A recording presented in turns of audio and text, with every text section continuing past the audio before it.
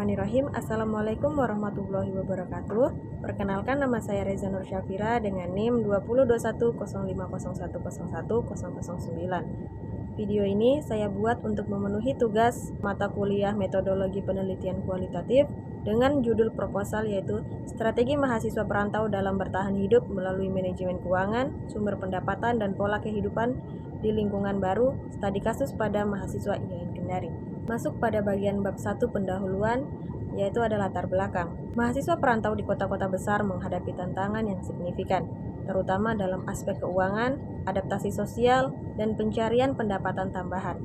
Tantangan pertama yang sering dihadapi mahasiswa perantau adalah pengelolaan keuangan yang bijaksana, di mana mereka harus mampu menyusun anggaran yang efisien dan mengendalikan pengeluaran untuk mempertahankan kualitas hidup yang baik.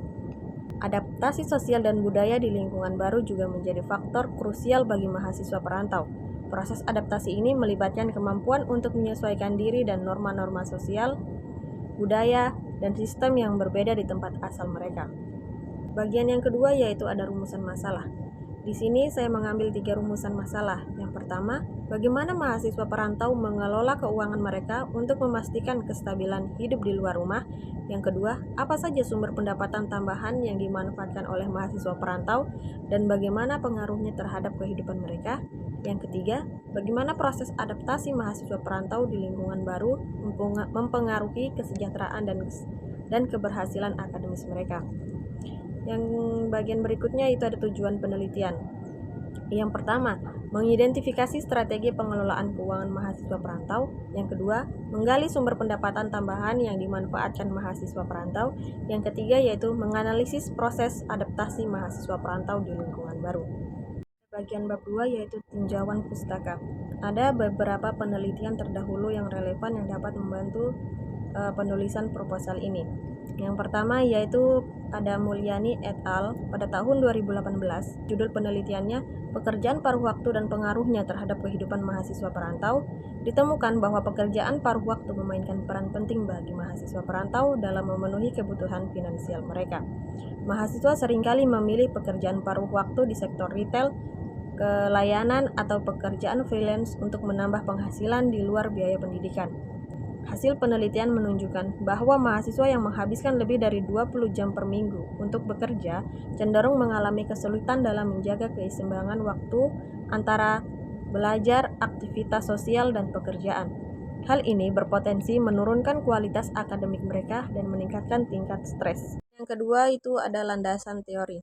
Ada beberapa teori yang saya masukkan dalam proposal saya ini. Yang pertama ada teori strategi bertahan hidup. Pengertian strategi bertahan hidup sendiri menurut Kartika pada tahun 2018 adalah upaya yang dilakukan individu atau kelompok untuk memenuhi kebutuhan dasar di tengah keterbatasan sumber daya, baik melalui pengelolaan keuangan, mencari alternatif pendapatan, maupun pengurangan konsumsi. Strategi ini sering dilakukan oleh kelompok masyarakat yang mengalami tekanan ekonomi. Teori yang selanjutnya yaitu teori pengelolaan keuangan. Menurut Kasmir, pada tahun 2017, manajemen keuangan adalah proses perencanaan, pengelolaan, pengawasan, dan pengendalian sumber daya keuangan untuk mencapai tujuan tertentu. Aktivitas ini mencakup pengelolaan kas, perencanaan anggaran, investasi, dan pengendalian biaya untuk memastikan efisiensi penggunaan dana. Teori yang selanjutnya yaitu teori gaya hidup sederhana. Menurut Weber, pada tahun 1905, menekankan bahwa gaya hidup sederhana adalah bagian dari etika hidup rasional yang mendasari keberhasilan dalam kehidupan sosial dan ekonomi. Teori yang selanjutnya yaitu sosial dan adaptasi. Teorian sosial sendiri menurut Sukanto pada tahun 2010 adalah proses pembelajaran yang dialami oleh individu sepanjang hidupnya untuk mengenal dan memahami nilai, norma, serta pola perilaku dalam masyarakat. Yang terakhir ada teori pendapatan dan pengeluaran rumah tangga. Menurut Sukirno, pada tahun 2013, pendapatan rumah tangga adalah hasil dari upaya individu atau kelompok dalam rumah tangga untuk memperoleh sumber daya finansial melalui kegiatan ekonomi, seperti bekerja, berwirausaha, atau menerima transfer dari pihak lain. Pendapatan ini digunakan untuk memenuhi kebutuhan hidup dan meningkatkan kesejahteraan. Sedangkan teori pengeluaran rumah tangga menurut Friedman pada tahun 1957, Dalam hipotesis pendapatan permanen, Friedman menjelaskan bahwa pengeluaran rumah tangga tidak hanya bergantung pada pendapatan saat ini, tetapi juga pada ekspektasi pendapatan di masa depan. Pengeluaran cenderung stabil meskipun pendapatan mengalami fluktuasi sementara. Baik, masuk pada bagian bab 3, metodologi penelitian. Penelitian ini menggunakan penelitian deskriptif kualitatif. Penelitian deskriptif kualitatif digunakan karena penelitian ini tidak berfokus pada angka atau statistik, melainkan pada pemahaman fenomena sosial yang dialami mahasiswa perantau dalam bertahan hidup, baik melalui pengelolaan keuangan, pencarian pendapatan tambahan, maupun adaptasi terhadap lingkungan baru. Waktu dan tempat penelitian. Waktu penelitian ini dilakukan pada tahun 2024 yang bertepat di Institut Agama Islam Negeri IAIN Kendari, Jalan Sultan Kaimuddin nomor 17 Baruga, Kecamatan Baruga, Kota Kendari, Sulawesi Tenggara. Yang selanjutnya data dan sumber data. Ada 3 jenis data yang digunakan pada penelitian ini, yaitu data primer, yang dimana diperoleh langsung dari sumber utama melalui interaksi langsung antara peneliti dan objek penelitian. Ada data sekunder, yang dimana merupakan data pendukung yang diperoleh dari sumber-sumber tidak langsung atau pihak lain yang telah mengolah dan menyajikan data sebelumnya. Yang ketiga yaitu melalui wawancara mendalam. Peneliti menggali informasi tentang pengalaman partisipan dalam strategi bertahan hidup.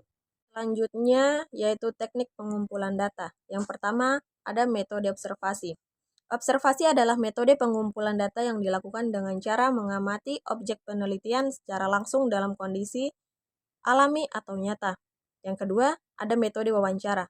Wawancara adalah salah satu teknik pengumpulan data yang dilakukan dengan cara berkomunikasi langsung antara peneliti dan informan atau narasumber melalui serangkaian pertanyaan yang telah disiapkan. Jadi yang ketiga yaitu ada metode dokumentasi. Metode dokumentasi sendiri adalah teknik pengumpulan data yang dilakukan dengan cara mengumpulkan, meneliti, dan menganalisis dokumen atau arsip yang relevan dengan topik penelitian. Selanjutnya ada teknik analisis data. Di sini yang pertama ada reduksi data.